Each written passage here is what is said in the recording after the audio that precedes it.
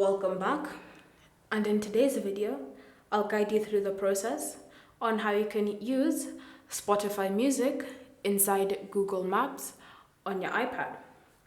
So the first step is to ensure both apps have been installed, and once you've done that you can now start connecting them. So to do this, open Spotify, and in Spotify tap on the profile icon on your screen. Then from here, select Settings and Privacy. In your Spotify settings, select Voice Assistants and Apps. Then scroll through the apps list until you find Google Maps. Tap on Connect to establish a connection. And then from here, you'll need to authorize. So you'll need to give Spotify access to Google Maps. Tap on Agree. Then once you've done that, Google Maps will be launched. So from here, you'll be asked to change your default audio app to Spotify from Apple Music, and simply tap on Allow.